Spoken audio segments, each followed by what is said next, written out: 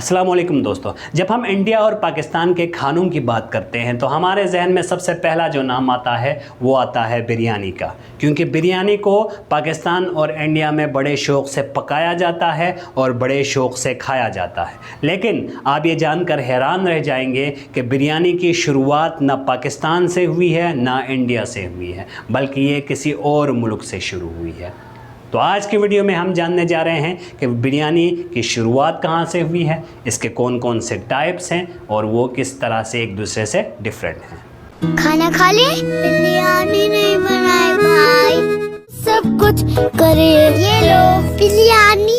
बिरयानी बड़ी ही मजेदार है। मैं खा के आ गई थी और जब मैं गई थी उस टाइम पे कोविड था तो मैं घर लेकर आई थी। फैसल ने वहीं बैठ के एंजॉय किया, जो कि इसका असल मजा भी आता है कि जी आप वहीं बैठ के खाएं। तो सबसे पहले अगर हम बिरयानी के नाम की बात करें तो ये जो बिरयानी का नाम है ये असल में पर्शियन से निकली है, यानी फ़ारसी ज़बान से। कुछ लोग कहते हैं कि जो बिरयानी का वर्ड है वो फ़ारसी के एक वर्ड बिरज से निकला है, जिसका मतलब है चावल यानी राइस। कुछ लोग कहते हैं कि ये जो बिरयानी का वर्ड है ये फ़ारसी के एक और वर्ड बिरयान से निकला है, जिसका मतलब होता है फ्राई करना या रोस्ट करना। और कुछ लोग ये भी कहते हैं कि जो बिरयानी का वर्ड है ये फ़ारसी ही के एक और वर्ड बारिस्तान से निकला है, जिसका मतलब भी रोस्ट करना होता है। ब्रिटानिया के मुताबिक बिरयानी का जो वर्ड है वो फ़ारसी के दो वर्ड से मिलके बना है, जो कि है बिरिज बिरयान, जिसका मतलब होता है फ्राइड राइस। अगर हम इसके ओरिजिन की बात करें तो मुख्तलिफ़ एक्सपर्ट जो हैं वो मुख्तलिफ़ इसके ओरिजिन्स बताते हैं। कुछ एक्सपर्ट्स कहते हैं कि बिरयानी की शुरुआत पर्शिया से हुई थी। जो आजकल का मुल्क ईरान है उसको पुराने ज़माने में पर्शिया कहा जाता था और मुग़ल दौर में उसको ईरान से सब कॉन्टिनेंट में लाया था।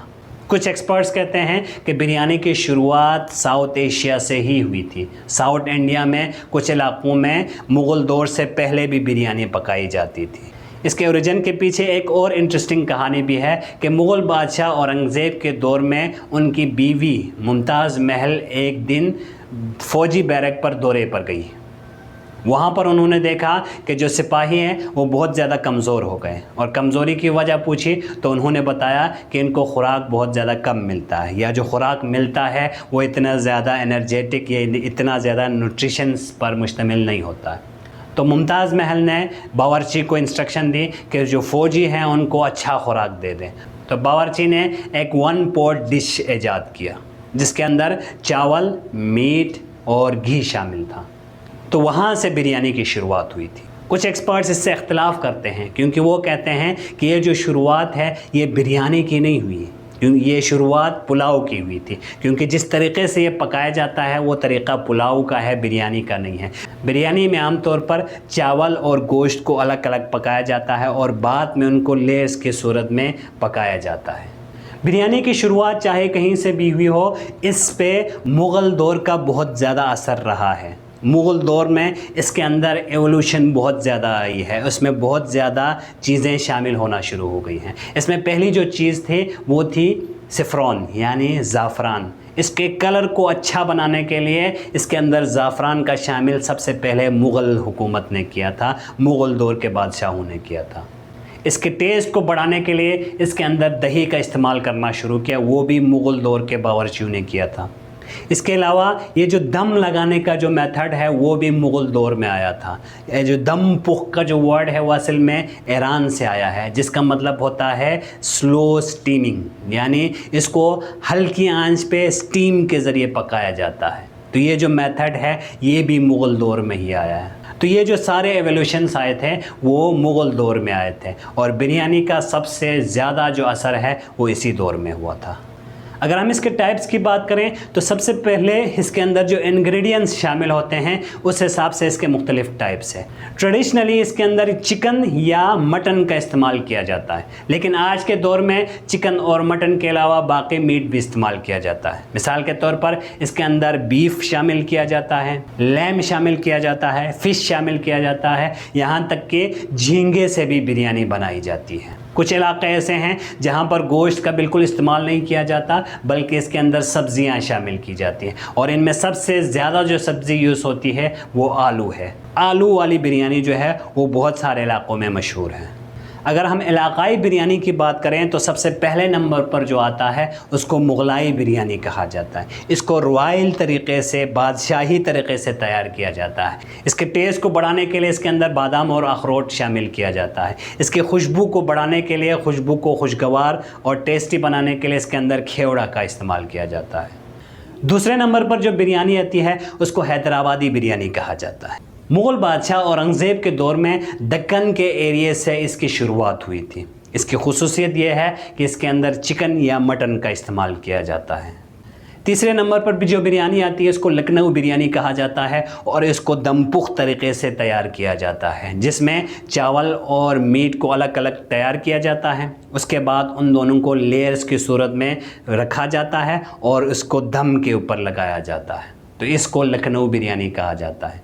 चौथे नंबर पर जो बिरयानी आती है उसको कलकत्ता बिरयानी कहा जाता है और ये जो कलकत्ता बिरयानी है ये लखनऊ बिरयानी से ही इवॉल्व हुआ है। इसके पीछे भी एक इंटरेस्टिंग कहानी है। मुग़ल दौर में लखनऊ को एक गवर्नर था जिसका नाम था नवाब वाजिद अली शाह। उनसे एक गलती हो गई, उस गलती की सज़ा के तौर पर मुग़ल बादशाह ने उनको गवर्नर के ओहदे से हटाया और कलकत्ता के एक गरीब इलाके में भेजा। अब वहाँ के लोग गरीब थे, इसलिए बिरयानी के अंदर मटन या चिकन का इस्तेमाल नहीं कर सकते थे, वो एफर्ट नहीं कर पाते थे, इसलिए वो बिरयानी के अंदर आलू का इस्तेमाल करते थे। तो आलू जो है वो कोलकाता बिरयानी की खुसूसियत है। आज के दौर में इसके अंदर गोश्त भी शामिल किया जाता है, लेकिन आलू की जो खुसूसियत है वो वही है। इसके अलावा इसके अंदर स्पाइसेस यानी मसालों का इस्तेमाल बहुत कम किया जाता है।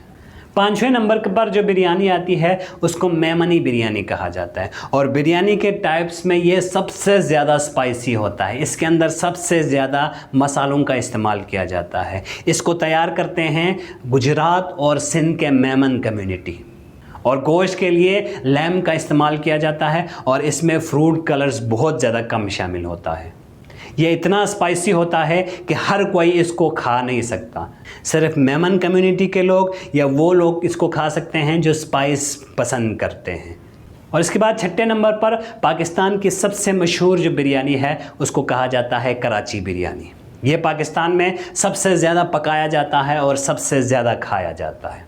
इसके अंदर चिकन का इस्तेमाल किया जाता है और साथ में आलू भी शामिल होता है। इनके अलावा बिरयानी के जो मज़ीद कुछ टाइप्स होते हैं उनमें शामिल है मुंबई बिरयानी, अंबूर बिरयानी, बोहरी बिरयानी, सिंधी बिरयानी, कल्याणी बिरयानी, बांग्लादेशी बिरयानी और श्रीलंकन बिरयानी। आज के दौर में ये साउथ एशिया से भी बाहर निकल चुका है। चाइनीज़ भी इस बिरयानी को अपने हिसाब से बनाते हैं, यूरोप में भी इसको पकाया जाता है, खाया जाता है, अमेरिका के लोग भी इसको पसंद करते हैं और ये बिरयानी अफ्रीका तक भी पहुँच चुका है।